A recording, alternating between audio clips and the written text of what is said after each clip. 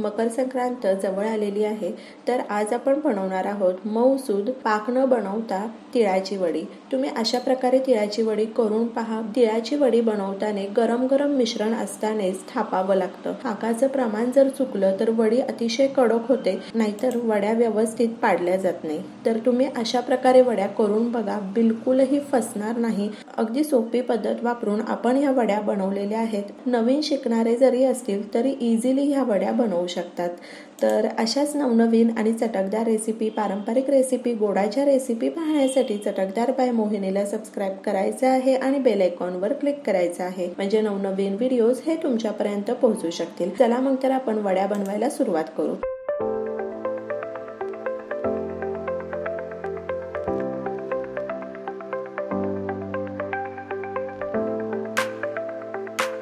एक वाटी आपण पांढरे तीळ घेतलेले आहेत। पॅन गरम झालेला आहे। मंद आचेवर तीळ आपण 2 ते 3 मिनिटांकरता छान परतवून घेतलेले आहेत।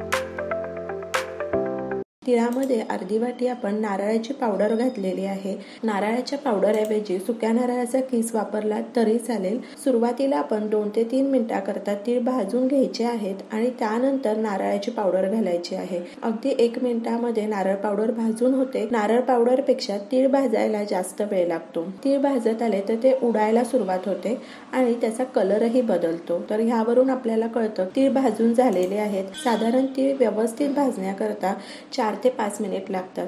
तीळ भाजताना सतत ढवळत राहणं गरजेचं आहे, नाहीतर ते लगेचच करपतात। या ठिकाणी तीळ थंड झालेले आहेत। मिक्सी जारमध्ये घालायचे आहे आणि तीळ आपण जाडसर फिरवून घेणार आहोत।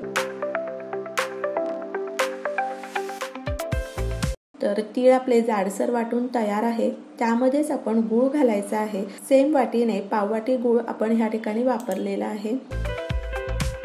तर हे मिश्रण आपण जाडसर फिरवून घेतलेलं आहे। पॅन गरम झालेला आहे, त्यामध्ये 2 चमचे साजूक तूप घालायचं आहे। बारीक केलेला तिळाचा कूट घालायचा आहे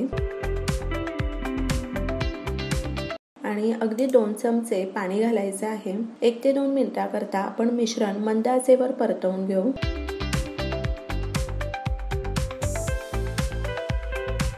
आणि जायफळ पूड घालायची आहे। जायफळाऐवजी तुम्ही वेलची पूडही घालू शकता।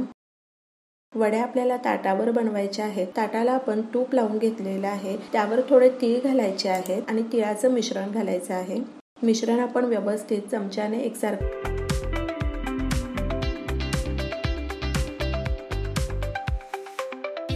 आणि थोडंसं कोमट झालं की हाताने एकसारखं करून घेऊ आणि त्यावर अख्खे तीळ घालायचे आहेत आणि थोडं कोमट असतानाच आपण ह्याच्या वड्या पाडून घ्यायच्या आहेत।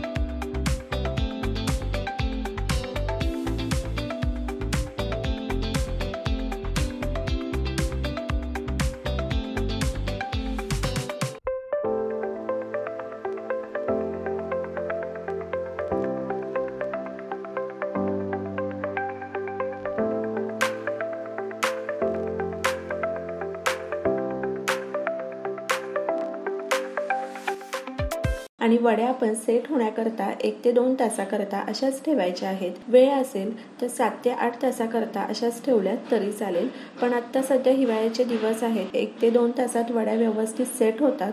घाई असेल तर अर्ध्या तासाकरता तुम्ही फ्रीजमध्ये ठेवल्या तरी चालेल।